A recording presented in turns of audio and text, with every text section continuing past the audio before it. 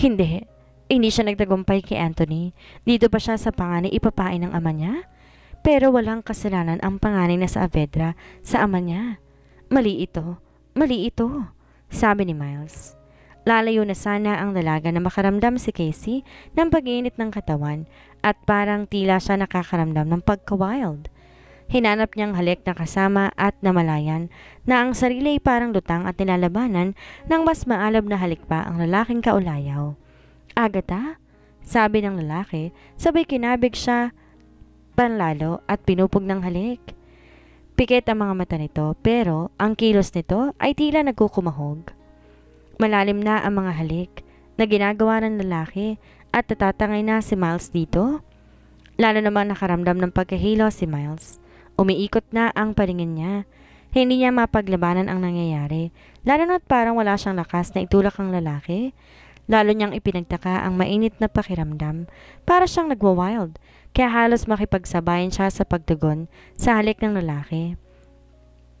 Hindi maintindihan ni Miles kung bakit yung inisip niya. Umaayaw pero ang katawan niya hindi. Sinamantala si Dre na may gising, ngunit tila baga nananaginip sa kanyang kasintahan. Hanggang bigla na lang naramdaman niyang parang may bumulong sa tenga niya na madalas gawin ni Agatha. Kaya ang buong akala ni Marcos na nanaginip siya, pero naramdaman niya ang labi ng babae na hinahalikan niya. Marahil sinundan siya ni Agatha. Maraming di na ito nakatiis sa tampuhan nila. Tama, malabang nasa tabi niya ngayon si Agatha at nagsusori sa paraang ito. Ganito si Agatha kapag nakagawa ng mali. Gagawin ang lahat ng gusto niya, mapatawad na lamang ito. Kaya naiinis si Marcos kung bakit para siyang antok na antok at halos hindi maidilat ang mata. Umiikot din ang paningin niya pero at the same time, nag-iinit siya. Para siyang wild boar na handang sumalakay. Kaya naisip ni Marcos na lambingin na lamang ng malupit ang kasintahan para hindi na to magtampo kahit hindi siya makabangon. Kaya naman isang mapusok at nag-aalab na halik ang ibinigay niya sa babaeng yakap-yakap niya. Nag-init ng lalong katawan niya. Parang nag-wild na para ba naghahanap at nangangailangan ng katugon. Kaya nang maramdaman niyang inihiga ng kasintahan na bumubulong sa kanya, kinabig niya agad ito at binigyan ng kaparusahan. Nahalik. Madalas silang mag-away ni Agatha pero alam ng babae kung paano kukunin ang kiliti niya.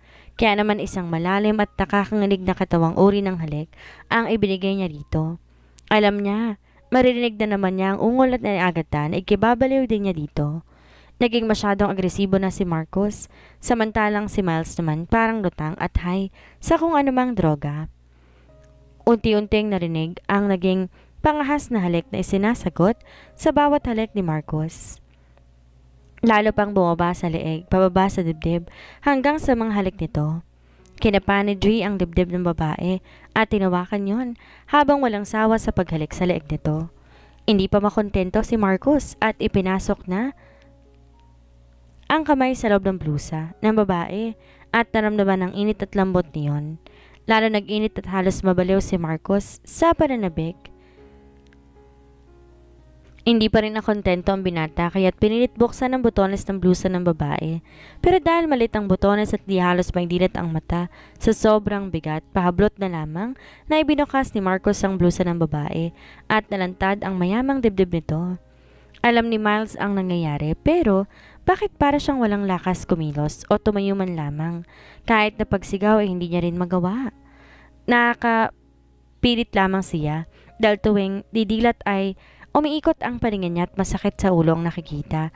Kaya naman parang lutang si Miles. Napaluha ang dalaga.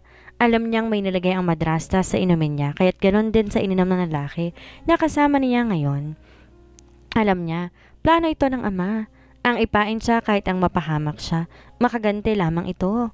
Umiikot na ang paningin niya habang naninikip ang dibdib na sa loob na itinuring niyang ama. Hanggang sa tuluyang halos wala nang maintindihan si Miles. Wala na, blanko na siya at hindi niya namalayan pa ang nangyayari. Samantalang labis naman ang pagnanasang naramdaman ni Marcos ng sandaling iyon. Ewan niya kung ano ba ang kakaiba sa sandaling iyon, pero kakaiba ang pakiramdam niya kay Agatha. Para bang sabik na sabik siya dito? Para tuloy pakiramdam niya. Iba ang halik nito ngayon kaysa dati. Mas nakakagigil, mas nakakabaliw. Alam niyang nahubaran na niya ang kasintahan at maging siya ay handa na rin. Binukas lang niyang zipper ng pantalon at medyo binaba ng konti ang pantalon niya. Sanay naman si Agatha na nagkukwiki sila minsan sa office niya. Minsan pa nga sa CR kung saan aabuti ng kapilyahan ng kasintahan. Pumosisyon na si Marcos sa ibabaw at pinilit ng binata sa abot ng kanyang buong lakas na idilot ang mata bago muling hinalikan ng babae na nasa ilalim niya. Walang kaalam-alam ang binata na may nanonood sa kanila sa tagong bahagi ng hasyenda. Sa lalim ng gabi, naging saksi ang katahimikan sa isang katotohanan na naganap na sandaling iyon. Dalawang anino ang lumapit sa dalawang magkaulayaw. Unti-unti, binaba ng anino ang pantalon ng lalaki at saka namang tuluyang inalis ng palda ng babae. Kinuha ang baso na ginamit at saka inayos ang pagkakayakap ng lalaki sa babae. Pagkatapos ay mabilis at patalilis na naglaho sa kadiliman. Ano ang mangyayari? Humanda ka. Malalaman mo bukas, basta't umayon ka na lamang sa lahat, sabi ng anino. Akala ko ba, paghihigantihan natin si Anthony, bakit nauwi sa kapatid? Sabi ng anino. Ano magagawa ko? Kung palpak ang babaeng yon, mabuti na lamang pinainom mo ng lambanog na may kamandag ng alakdan at puting kuhol. Sabi ng aninong mas matangkad. Alam mo naman, baka nervousin ng babaeng yan. Palaging matatakotin at saka baka makonsensya Biglang baliktad kaya naniniguro na ako. Hindi ko naman alam ganun pala katinding epekto ng gamot na yon. Naku, matinding epekto ng laway ng alakdan, tsaka katas ng puting kuhol, para tong ecstasy sa mayayaman. Kapag nagtagumpay ang plano ko, bukas, tiba-tiba na tayo. 2 birds in 1 stone. Ang gagawin ko, bukas.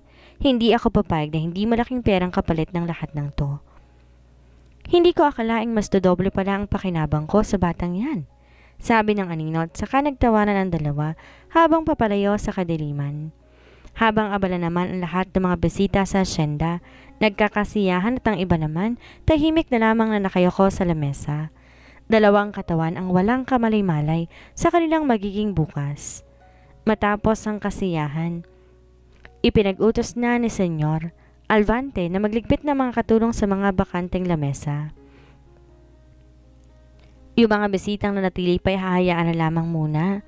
Masaya naman ang selebrasyon kung tutuusin, halos ayaw pang umuwi ng mga bisita. Nawili din kasi sa sayawan at sa indak na tsa-tsa.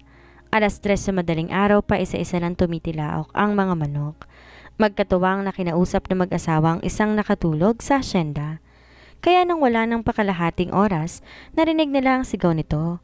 Miles? Casey? Sigaw mula sa di kalayuan. Miles, nasan ka? Hinahanap ka na ni Ka Lourdes. Miles! Muling sigaw ng babae. Si Ruby ang naghahanap na yon, isang katulong sa asyenda. 3:00 na madaling araw at halos nagliligpit na sa asyenda. Bagamat may mga bisita, karamihan nagkukwentuhan pa lamang at ang iba naman ay nagpapalipas na lamang ng oras o ng amats. Sinadya ni Kakarading at Ka Lourdes na kunwari makisuyo sa katulong na hanapin ang anak na si Miles. Alam ni Ruby na tumulong ang dalaga sa pagdiriwang. Ang di alam ni Ruby, sinasadya na mag-asawa na ipahanap ito si Miles upang itong mismong makakita sa pangyayaring plano nila kagabi.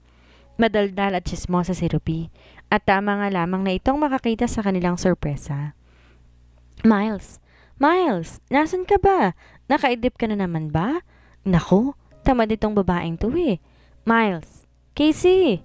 Sigaw nito na hinahanap si Miles sa buong paligid ng bakuran sa asyenda. Sinilip nito ang dalaga sa bakanting kubo sa sulok ng hasyenda dahil baka doon na idlip para tumakas sa trabaho. Ay! Ano ba yan? Diyos mio, Jesus Mariosep! Jesus Mariosep, Senyorito Dre! Senyorito, gising po! Malakas sa sigaw ng babae sa pagkagulat. Senyorito, bakit po ganyan ang itsura ninyo? Bakit po dito kayo nagkuha ng girlfriend ninyo? Malakas ang boses na sigaw ni Ruby na kinagulantang sabay balikwas. Nakitang sariling hubad na ang polo at halos nakababa ang pantalon. Pasalat na lang siya at hindi nakababa ang brief niya. What the fuck happened? Sabi ni Marcos. Sir, takpan niyo po muna ang girlfriend niyo, may papalapit ng tao. Sabi ni Ruby. Oh, who is she? Bakit ko siya kasama? Anong nangyari? Iaayos sana ni Marcos ang bukas ng botones sa bulsa ng dalaga. Kaya lang nakita niya kulay black na bra nito at nahantad ang malusog na dibdib ng babae.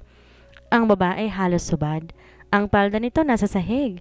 Bukas nga ang blusa at nakita niyang nakatirilis ng onte ang suot nitong underwear at walang malay pa rin ang babae. Oh Jesus, bakit? What happened? Did I make love to her? But I don't recall. Hindi maaari. Did I rape her? No, I did not. Never.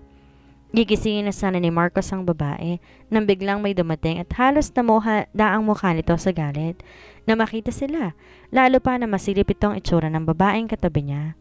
Miles, anak ko! Tumakbo ito papasok ng kubo, tsaka kinalong ang walang malay ng anak. Miles, anak ko!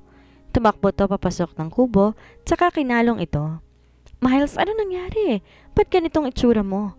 Casey, gumising ka, sabi ni Kakarding. Pinuwersa ka ba ng walang hiyang lalaking to, ha? Anak, gumising ka. Gising! Miles! Halos nauutal sa pag-aalala si Kakarding. Napakawalang hiya ninyo, senyorito. Anong ginawa ninyo sa anak ko? Napakabata pa ng anak ko? Sigaw ng ama ni Miles sa senyorito. Bakit niyo nilapastangan ng kantong anak ko? Sigaw ni Kakarding na mas nakatawag ng pansin sa iba kaya't nilapitan na mga to. Agad namang inayos ni Carl Lourdes ang itsura ni Miles dahil dumarami na ang tao. Sapat na ang kaninang eksena para sa plano. Oy, teka, wala akong ginagawang masama. Teka lang ha, hindi ako namumersa ng babae, bakit ko gagawin yon? Katwiran ni Marcos na litong-lito kung bakit gano'n ang itsura nila. Sandali lang po, hindi ko po pinuwersa ang babaeng yan, na hindi ko nga kilala yan eh. Sabi ni Marcos. Lalo naghorumentado si Kakarding at namula sa galit. Isang malakas na suntok ang pinakawala nito, kaya't bumalandra sa may buka ng kubol ang binata. Lumika ng atensyon ang pagsigaw ni Kakarding at pagsigaw ni Ruby at Lourdes. Agad tumakbo si Ruby habang patungo sa malaking bahay na malamang ibabalita kay Senyor Alvante ang mga nangyari at inaasahan na yon ni Kakarding. Itatanggi mo ba na demonyo ka na nakita naming to? Hayan, may ibang tao pang nakakita. Magde-deny ka pa? Sigaw ni Kakarding. Eto kayo ng anak ko. Halos subad-tubad sa kubo ngayon. Sasabihin mo sa akin na wala kang alam at wala kang ginawa? Wala kang polot na kababa ang pantalon mo. Hubad ang anak ko, sasabihin mo, wala kang ginawang masama? Lalo naghurumentado si Kakarding. Lumabas ito. Kinuha ang tabak na hawak na isa nitong kasapi sa kain ng bahanang nooy nakalabas na ring binata. Pero inawat siya ng asawa at ng ilang mga tauhan. Kakarding, maghunos dili ka. Anak? Anak ni senyor yung kinakalaban mo, baka nakakalimutan mo. Sabi ng isa sa mga umaawat. So ano? Porke mayaman yan? Porke sa Avedra yan? Hayaan ko na lamang lapastanganin ang anak ko? Luluhod na lang tayo at palalabang sa mga yan? Galit na sabi ni Kakarding sa taong umaawat sa kanya. Hayop ka? Mapera ka nga? Bakit di ka na lang kumuha ng babae sa kabisera? Bakit ang nag-iisang anak ko pa ang nilapastangan mo? Paribhasa para sa inyo, tae lamang kami ng mga kalabaw ninyo? Sabi ni Kakarding, sabay nagpalaglag ulit para itakin si Marcos na ng mga sandaling iyon, takot na rin at halos hindi makapaniwala sa nangyayari. Inikot ng binata ang paningin sa paligid.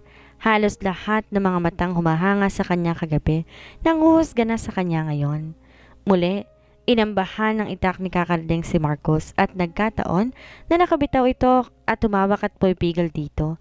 Pero nakaiwas si Marcos, kaya't sa kawain ng kubol tumama ang tabak. Muli, pinigilan ni Kakarding at ng ilan sa mga nararoon. Anong kaguluhan to? Dumagundong ang boses ni Anthony habang galit naman ang ekspresyon ng mukha ni Don Alvante na nasa tabi nito. Nakalapit na pala mga sa Avedra. Si Ruby ang may tulak ng wheelchair ng matanda. Magandang umaga po, Senyor at Senyorito Anthony. Bating mga naroon ng tauhan sa asyenda. Anong gulo ba tong ginawa mo, Kakarding? Nakakahiya sa ilang bisita. Nakakahiya? Kayong nakakahiya? Yang hayop mong kapatid ang tanungin mo. At ako pa ang dapat mahiya? Pwe? Lalong tumindi ang galit ni Kakarding na makita si Anthony Saavedra, ang totoong kinasusuklaman niya. Ibahin mo babaeng taba, Karding, at pag-usapan natin to na maayos. Hindi tayo magkakaintindihan kung galit ang manguna, sabi ng matandang Saavedra. Inaasahan na yun ni Kakarding. Marangal at mahinahan talaga ito, noon pa man. Ali kayo sa loob ng bahay at doon natin pag-usapan. Mag-uumagal at nakakaya sa mga bisita, sabi ng senyor, saka tinapunan na masamang tingin ang panganay na anak na nakayuko lang sa isang sulok. Na mga sandaling iyon, unti-unti na ring nagigising si Miles at nabungaran niya ang kaguluhan. Gusto sana niyang bumangon pero nahihiya siya. Di niya alam kung paanong haharapin ang gulong ito na ginawa ng kanyang ama. Mula sa siwang ng dingding ng kawayan, nakita ni Miles ang mukha ng lalaki na biktima ng kanilang kawalang-hiyaan. May dugo ang labi nito, namumutla, bakas ang pagkarito sa mukha nito. Gusto ni Miles na gumising at tulungan ang lalaki. Ewan niya pero iba ang naging epekto ng lalaking to sa kanya nung yakapin siya nito kagabi. Iba ang naging epekto ng mga halik nito, pero oras naman na magsalita siya ng totoo, ang malupit na parusa naman ng ama ang haharapin niya, bukod pa sa baka itakwil siya o palayasin ito. Saan siya pupunta? Paano na? Walang sinabi ang ama niya tungkol dito. Hindi niya alam na ganito ang kalalabasan. Anong gagawin ko? Anong gagawin ko? Umiiyak na lamang si Casey. Umiyak ng umiyak. Dinilohan siya ni Carlotes na narinig ng gising na siya. Dinilohan din siya ng iba pang taong naroon na tila ba isa nga siyang biktima. Umiiyak lang ng mas malakas si Miles sa kasalanan nilang mag-ama. Halos manginig sa takot at halos mamulat ulit si Miles nang dumating si Anthony at ang senyor. Umiiyak na inalalay ni Carlotes si Miles pagpasok sa kabahayan ng mga Saavedra. Pasimple itong binulungan ng madrasta na umayon lamang sa mangyayari at titikom na ang bibig niya. Hayaan daw ang kanyang ama na ayusin ang lahat.